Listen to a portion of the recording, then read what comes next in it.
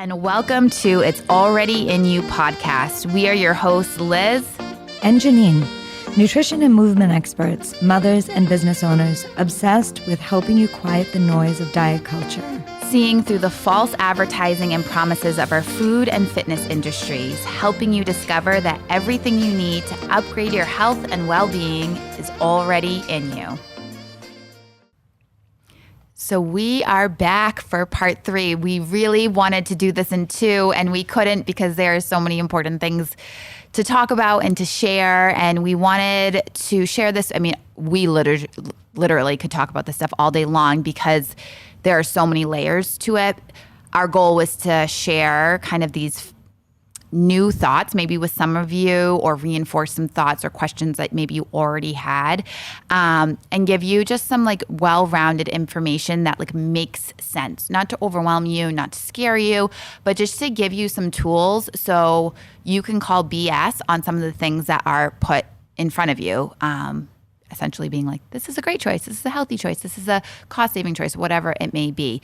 So in this episode, we're going to talk, and we're going to start off with talking about, more of the non-food things that we see in our foods. What are additives? What is the difference between processed and ultra-processed food? There was a time that it was real food and processed, but now we're seeing, like Janine said in the last episode, ultra-processed food. It has like a legit category. And so, breaking that down, so that you can just, again, be more empowered to make decisions that are best for you, your family, and share this information with others. So let's get started. Yeah, chemicals, additives, preservatives, oh my. Oh my goodness. So there are all of those, plus thickening agents and more being added to our food and our food products. The more processed the foods are, the more additives and junk we're seeing put in them. A couple things that we're going to talk about today: high fructose corn syrup, trans fats, and partially hydrogenated fats. Those have been recognized as a significant problem, and in a lot of foods, they've been taken out. A lot of restaurants now will say that they, do not use any trans fats. So it's nice that that's being recognized. Artificial flavors, MSG, artificial colors, artificial sweeteners, additives like TBHQ, BHT, BPA. And we spoke about hormone-treated dairy. There's phthalates, or, we're going to say things differently than everybody says them. Like, how do you say that the same way I say it? Probably the same way you say it, and not like the professor. I know, right? Like sometimes I hear someone say something in my nutrition class right now. I'm like, I don't call it that. I don't call it that. I actually do that all the time. I have my own language. Yeah. So now this is real talk. We're not like trying to be someone we're not. Yes. Synthetic pesticides, herbicides, GMOs are going to be a big conversation today. Glyphosate is part of that conversation. And nitrates and sulfates and sodium benzoate. And we could go on and on. These are just to name a few of the chemicals, additives, and things that are being added to our foods in our food system today. We want to talk about what impact these chemicals and these additives have in our food system on our health. So again, this list is long, and to just name a few, and we probably could go back and forth and name a few. Yeah. But inflammation, chronic disease, and weight gain are 3 of the top issues. Neurological effects, neurodegenerative effects, metabolic syndromes, digestive, gut health, autoimmune, tumors, cancer. Like, we could go on and on. Behavioral issues. Sure. Depression and anxiety is a big one. Skin, allergic reactions, even addictive personality can come from some of these additives that are in our foods. Infertility, huge. Some of the things that we say, you're going to be like, wow, that's such a big, major issue, like right now in society, right? And it kind of goes along with what has been happening in our food system. Yeah. So why? Why is this happening? The use of man-made chemicals has skyrocketed in America. The lack of safety testing, the lack of monitoring of legislation, the environmental impact that it has is huge. And if you think about the amount of chemicals that come into the United States annually, it's like 18,000. If you were to think about that number, how many would you think would be tested for safety or lack of safety? I mean, I would hope all of them would be. Yeah, less than 2,000. Yeah. And unfortunately, the FDA requires that something's just not proven that it's not safe. Doesn't have to be proven safe. Yeah. Does that make sense? Yes. And that's pretty crazy when you think about that, right? Like you would think, and that's why most of us, like when we hear these things, and I've been there, and I'm sure Liz, you've been there. Like you're like, well, why would it be in the grocery store if it's safe? They're not gonna not gonna make something have cancer. Or right. But there's the health implications are enormous when it comes to the additives and chemicals that are in our food. The cancer risks. Endocrine disruptors are huge in these chemicals. So they either mimic or block the actions of our hormones. You want to talk about hormones? Oh my gosh. I mean, the hormones in all stages of both men and women are children, teens, like they're like, I think of it as like our hardwiring. Yes. And so when those get blocked or those get jacked up, like you better believe there's going to be a lot of other things that have consequences because of that. Yeah, and they're responsible and connected to pretty much every action in your body, 100%. Everything that we do. We have a subcategory of endocrine disruptors now. It's called obesogens, which is kind of crazy, but there's certain chemicals that are in our environment or in our food that change how our energy is stored. They increase the size and development of fat cells now. So they sort of derail the normal processing that goes on in our system, whether it be metabolism or appetite regulation. Most of us have heard of fight or flight, right? They even affect that. So we're going to dive into some of these a little bit more specifically. So everybody now knows what high fructose corn syrup is. Yeah. So the acronym is HFCS. You see this in pretty much everything. Yeah. Right? From bread to cereal to yogurt to candy to soda. It's in everything. Yeah. Why?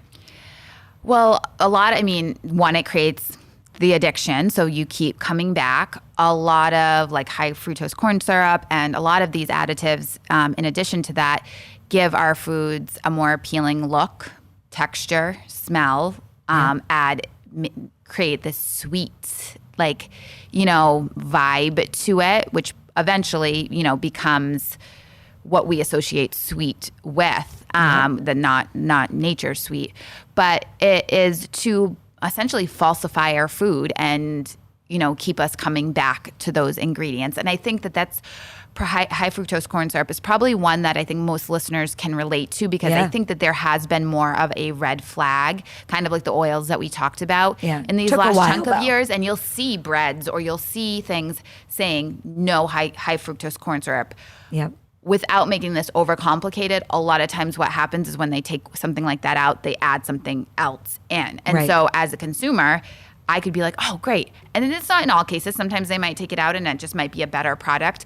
But to also understand that if that food probably tastes the same and has that same kind of like sweet or that same kind of like keep coming back vibe, to also, again, be responsible and be like, if they took that out, what did they put in to make this food taste the same? Right. And they know when the consumer gets educated, yes, they're going to start changing things. But like 100%, you can be like, oh, I'm going to pick this up. Oh, it has no high. I've done it before. Oh, this can doesn't have any BPA in it. But what does it? The next thought would be like, but what does it have in it? Right. And that's so difficult. And this high fructose corn syrup, not only is it in our foods and sweetens it, and we speak to other countries and how they don't allow certain things that Americans' food system does. I've heard a lot of Europeans come here and taste the bread and think, why is the bread sweet? Yeah. Our bread is not sweet, but Americans just love sugar. Yeah. And we have flavor scientists now that create flavors that we like things more. And, yes. Right?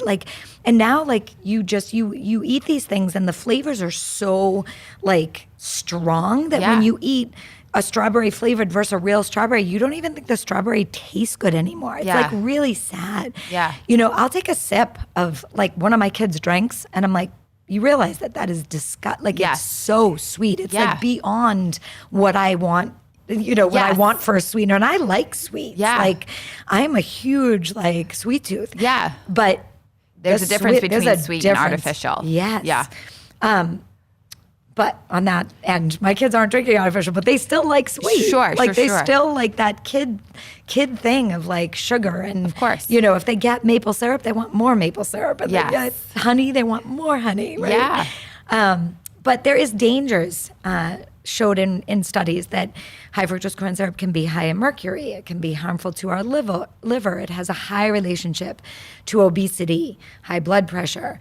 There was a study done at Duke University that showed a lot of non-alcoholic fatty liver disease coming from these products that are containing a lot of high fructose corn syrup, which I think is pretty interesting because you think of non-alcoholic fatty liver disease and like you wouldn't even think like, wow, that's associated with a specific ingredient that's in our food. Yes. Right? So to touch on something that is just as similar, the names of sugars. Yeah. Like there's like what, 66 so names of sugar that live in our ingredient labels? Yes. Fructose, dextrose, like all the things. Like there's so many different names that you're at the point now where you look at an ingredient label, you don't even know like how do you identify. So now I tell people just look at added sugars. Yeah. And because that has to be in there. They have to say, there's been 37 grams of added sugar in this product. Totally. And like I said about, the high fructose, same thing with any of those. Once kind of like the food industry is smart. Like once something has been really like spotlight is on it, they can just call it something else, or they can just change one little compound or just do one little difference and it can all of a sudden be something else, which is why the general rule of recognize what's in your food. Know what these names are. For me, if it's too scientific, I'm like, yeah, that just doesn't make sense to me. Maybe I'm not smart enough. I don't know. I shouldn't be that smart to know that I'm eating like a fruit or vegetable. I should just know that this is this, and it's pretty simple. Yeah. So, and on top of that, like we're not going to get into the science behind how they make high fructose corn syrup, but it's scary and dangerous, and they have to wear like alien suits to even go in these labs, right? But that was like it was made from cane sugar at one time, of course, right? So now like the processing of it has created this unhealthier, and I say unhealthier because sugar as a whole is not a healthy ingredient in our food system. However, beyond that now, we have artificial sweeteners. Yeah. And quick story, when I was pregnant with Madison, which was almost 20 years ago. Isn't that crazy? 20 years ago. My cousin, who's an RD, registered dietitian, I would call her and say like, oh, I like, I was a fitness professional. Fitness professionals like sugar-free stuff. Yeah. We like boiled, steamed, and Diet Coke. Yes, yes. Right? No calories. That's what we wanted taste, like 20, 30 years ago, right? Like no, like we thought if you don't put anything on it, it's better for you. Yes.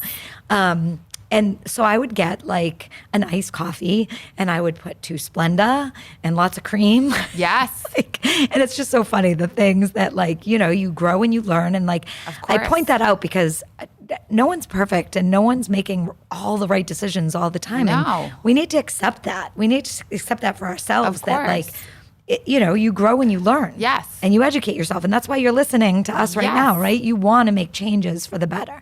So, but when we look at these artificial sweeteners, my cousin at 20 years ago, being a registered dietitian, was going to conferences where Diet Coke was the sponsor. Yeah. And the research that they were seeing was these products haven't been proved to be not safe for us. Yeah. So they're perfectly fine in our food system.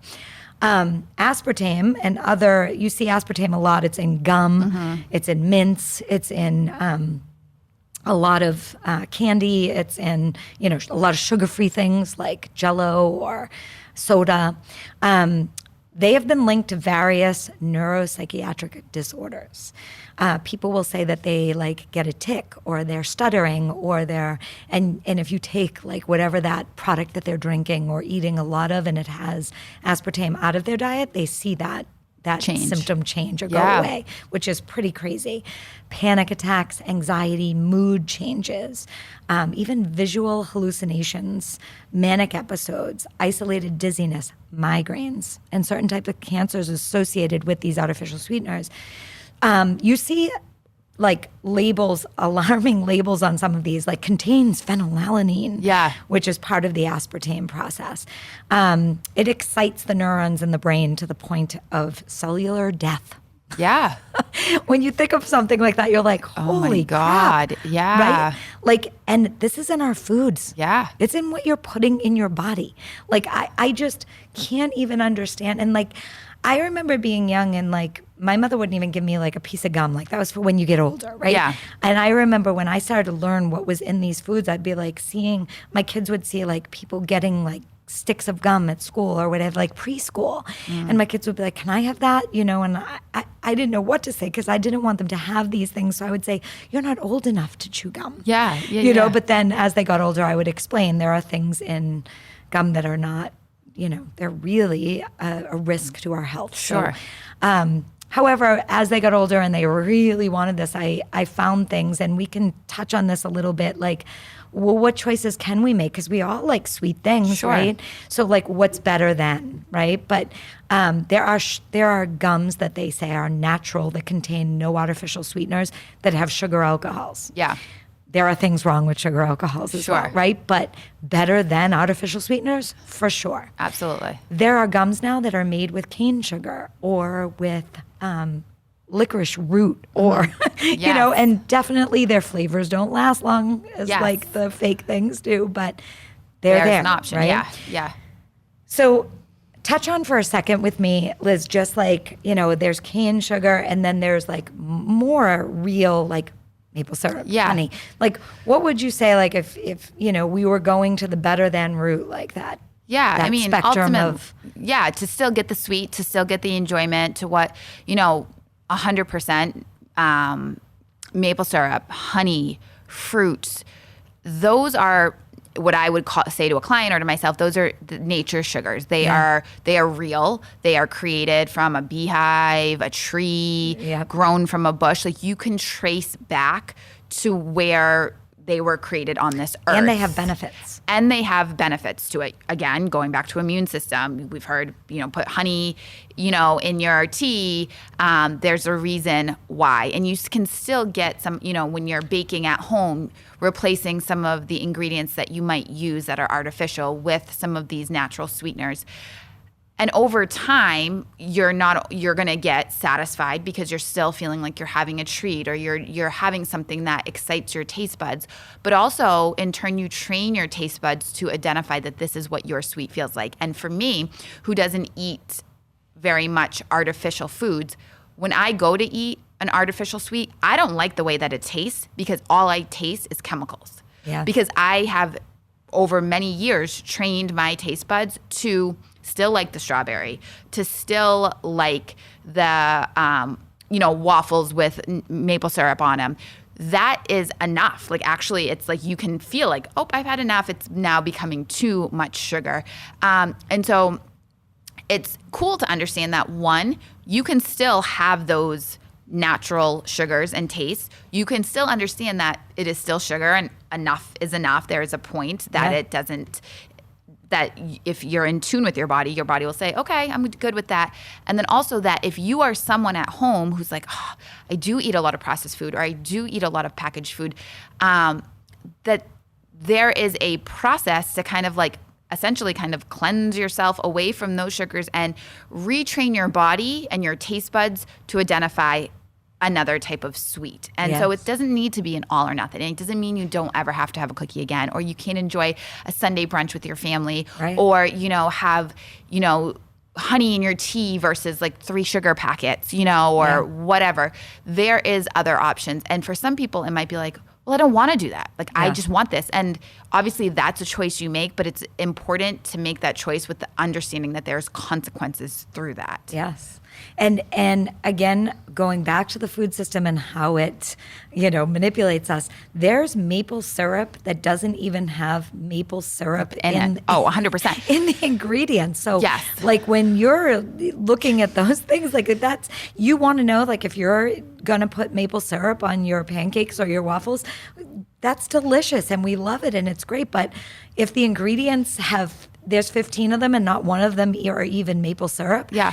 We need to think about, like, Yeah. is that the right option for our pancakes? And that applies to all foods too. Like Yes. you see like cheese-like ingredients, like in like a mac and cheese. Like there's no cheese in it. They in a science lab, they've created something to taste like cheese or to give you the color or whatever, but there's actually no cheese. So again, those are better than decisions is like saying like, okay, I'm not even like overthinking this. I am just going to find food choices that just have real ingredients. That Yeah. they just, it is the cheese. Yes. Or it is the maple syrup. Or it is the piece of meat. It's not like this. It's not, a weird arm off to the side that was created to be like this. And the further and further away, I know I'm on a tangent right now, but the further and further away we get from our food, raising our food and growing our food, the more that and our environment is impacted, the more that they're going to have to do that. We're going to have to depend on that because we don't have this other option. And right, and the worse it gets. Yeah, we need to be careful that this isn't becoming an extinct way of eating. Yeah. And that's really scary, that, you might feel like only people who live in a certain area of the country or have a certain amount of money or have a certain amount of resources or time or stay-at-home moms who can cook all day, those are the only people who can eat like that. And we've been made to believe that's kind of the case. And so sugar is a big one because it is in everything and it is in convenient food. And it is one of our greatest like food addictive things that are going to keep us stuck from being like, I know, but I just need to have that thing, Yeah. Well, that leads us into another thing that's huge in processed and ultra-processed foods, which is artificial dyes. Yeah. And sadly, it's in a lot more than you think it's in. Yeah. It's in ice cream. Blue, number one, is in ice cream to make it whiter because Americans don't like yellow things, apparently. Yeah. But synthetic dyes do not add any benefit to our food, right? Like they don't add flavor. They don't add no benefit, not even an unhealthy benefit. They don't add a benefit. Yeah. They're causing, the risks are allergic reactions, hyperactivity, ADHD. There has been tumors or mutations in some animal studies. There are cancer-causing impurities. They're not adequately tested. And there's zero nutritional benefit. And some of you may be old enough to remember when red number 40 was like, they took out red M&Ms and red popsicles and red was not allowed to be in our food system because they saw so much risk to having that artificial color in our food system. But somehow we've returned to a place where we just allow it to be there and overlook it.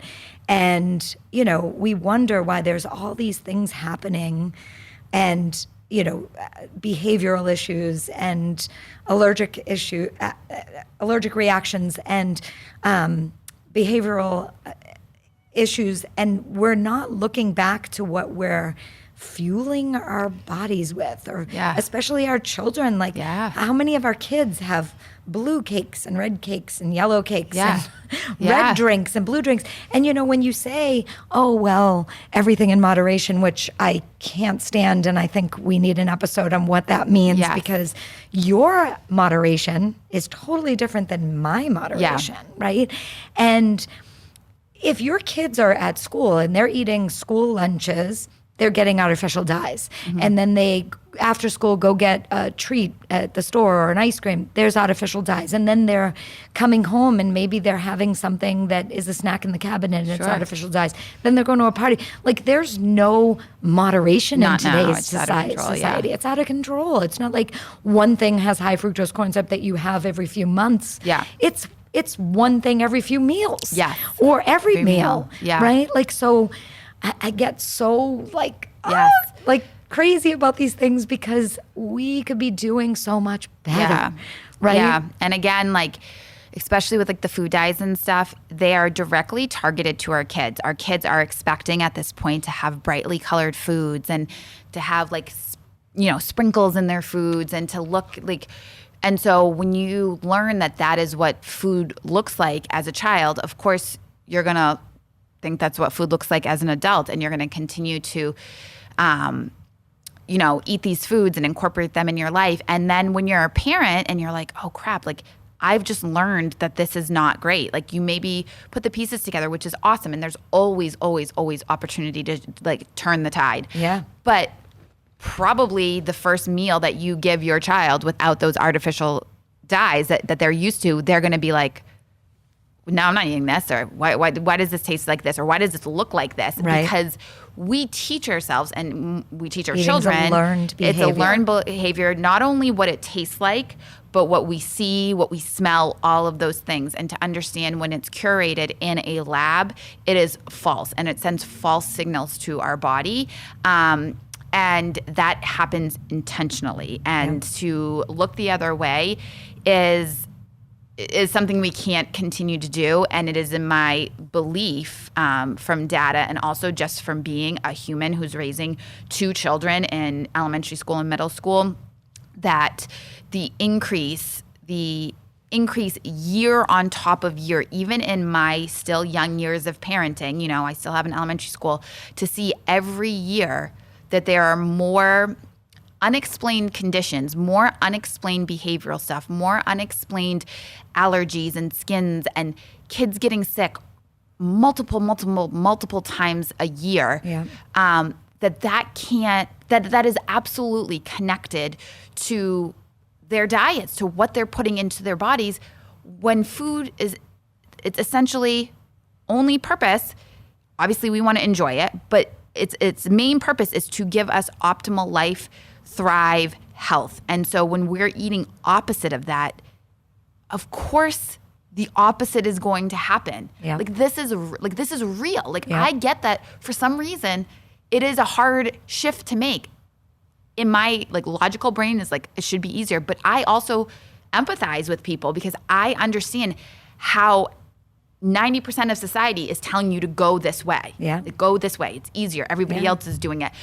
You can have free lunches at school. We're going to get, my kids' school does free lunches. Yeah. Okay, free. That's going to help me be able to, free up some time and money for Yeah. other things that I want to provide for them. Yeah. Good intentions, and it just is just, to connect these pieces is essential in making these changes, because ultimately it's going to be enough is enough. If you're in this cycle, it's going to be a foot down, I'm gonna put these pieces together, because once you do, the cool thing is once you do, you keep moving forward. The sky's clear and you're like, oh my goodness, this is this and this and this, and then you start to see the changes and feel the changes and the positives and so many great, amazing things. Yeah. And I totally agree with you. I empathize so much with that feeling of it would be so much easier to just do it this way, or it would be more affordable, or it would be, better. You wouldn't look the odd one. We wouldn't look odd. Where, everybody can feel like they're normal, whatever. And I think that everyone has to understand that this is a big spectrum. Yeah. Right? The living in a food swamp where you have no opportunity to have any real food versus all the way to the other side where, you are very in a situation where you can afford and you're, just very well off, or you have no reason, you have the time, you don't have to work. This spectrum is huge. Yes. I've been on different parts of the spectrum and places in the spectrum throughout my life and now throughout my kids' life. And I keep trying to push myself towards that side that is closer to, better than always, right? You had posted something the other day about the manipulation of of labeling, Yes. right? And, my kids have never had soda. And when they found poppies, Yes. poppies are like huge trending right now. Yes. I mean, and you can find them everywhere. Yes. They're in CVS. Yeah. They're in Whole Gas Foods. They're at stations. Costco. Yeah. They're everywhere. And I liked how you said, like, it is soda in disguise, Yes. right? I mean, it's great that it doesn't have 50 grams of sugar Yeah. and artificial coloring in it. Sure. But they are saying that it's gut health Yeah. priorities, right? Like, gut health properties. Yeah. Gut health is a priority, but Yes. that's not what I Yes. Yeah. But yeah. like, it's interesting because after you wrote that, like, it was a light bulb went off in my head because my kids went from poppies were the special occasion Sure. drink. Like, for me, when I was younger, once in a great while, we had like ginger ale if we Yeah. had a boo-boo belly, or we had soda on like New Year's Eve, Yes. right? So for my kids, that's what like poppies were, like every once in a while. And then I just noticed, like, and it was the day before you posted that. Yeah. My daughter was in the car and it was in the drink, what do you call Console that? or whatever. Yeah. And I was like, and then you posted that. And so yesterday I sent a text to my kids and I was like, poppies are just soda in disguise. Mom. like they're like, and and I explained to them, like, water should be your drink of choice. Like, Yeah. that's what you should be drinking all the time. And okay, if you're going to have a poppy like on a really special occasion, it's definitely a better than choice than soda. But I still want you to think, like, I don't want you to look at this as like a health food or a health product. And I think that needs to be said, like, like, Totally. if that's a choice because you'd rather have them have that than a soda, well, you're probably making a better decision, right? But never forgetting that is still that. Still like, that. Essentially, at the end of the day, that you're being tricked. And even if it is better than, it's still not doing anything positive for you. So to see these packages, and I mean, I've seen it time and time again, false labeling, someone calls it out, they get sued, or they are like, it gets pulled off the shelf or whatever. I also talked about these candies down the legit candy aisle, the whole shelving, like, eyes on me. It was new candies in the Target store, and it was like improves digestion. They're like gummy bears. Another one was like improves your energy. Another one was like helps you sleep better. This is in the candy aisle where kids are going up and down the aisle. So not only are they buying candy, which that's like obviously one thing, but they're buying candy, being tricked to think that they're doing something good for themselves. And it's like, to me, I'm like, if you're at the very least, if you're going to buy candy or you're going to buy something, at least know what it is. Don't try to trick yourself to think you're doing, because then you're going to get deeper into this like space of like, oh, it's like a subconscious thing. Oh, I'm going to drink this poppy because it's good for me. Someone's saying it's good. Right. So now I'm going to drink it every day. And so at least if you know, recognize it's not that. good for you. If this is your better than choice, it's your better than choice on special occasions. Because once our mind is like, oh, I would love to eat candy, but I'm not because I know it's not great. But this candy says it's good for my gut health. Yeah. So now I'm going to eat this. And it still has all those other things in it. So then it's all of a sudden you're eating that every day. And you So have that manipulative. subconscious like, well, there's goodness in it. And it's like, no, there is. It might still be a better than choice, which is important to understand, but don't let yourself be tricked that it's doing something for you, because there is no rhyme or regulation that says like there could be 1% of something in it and they can put that label on it. Yeah. And Part all of the that other things can manipulative be labeling and gunk. marketing. And that's they can say, oh, it's this, and really isn't. So just again, being real with yourself. If it's this, say it's this. And if you choose to still go and eat that, at least you know what you're eating. Yep. Don't let yourself be continually manipulated. And there's so many health trends that we see show up on the labels of our food. We've seen it for years. Low fat, gluten-free. Now we're seeing this adds in this and adaptogens and this and that. Like fruits and vegetables, healthy carbohydrates, responsibly raised meat. Like it's simple. Simplify it. So I know we're running out of time, and GMOs were on our list of things that we're seeing a lot in our food system, the American food system today. It is a subject that we really need to dive deep into. So I don't want to go too far into it, but I'm just going to say I want people to understand that there is a difference between genetically modifying a watermelon to have no seeds and a GMO crop that has glyphosate in its seed. They're two different types of GMOs. And I'm seeing a lot on social media and influencers that discuss this like, this has been around forever and ever. No, it's not. Yeah. No, it's not the same thing. These are two completely different things.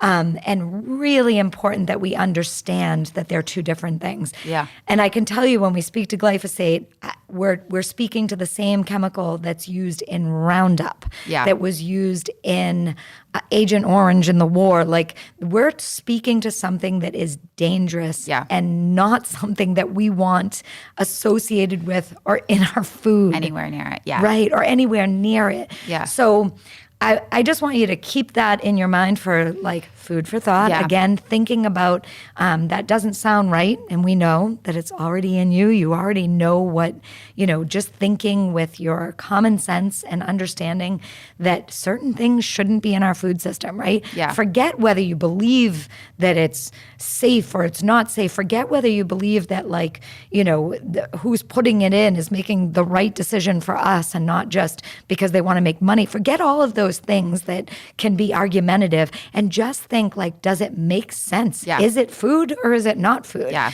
Does it have nutrients or does it not have nutrients? If you go there, your answer is going to be no, and you're not going to want that. Yeah. So Yes. we'll talk Let's about talk that about more. that more because I know that there's more space that I can even like learn and questions I have for you because I know that that's like GMOs and stuff you're really seasoned on and have talked about, in groups. So definitely want to do that. And I think we can link that in to a little bit more of the difference between processed and ultra processed food and really what that looks like. So we'll come back with another episode of that. But in the meantime, visit us on Instagram. It's Already In You podcast, or send us anything you want to hear, learn more about, any communication that you have at it's already in you gmail.com. Thanks, guys.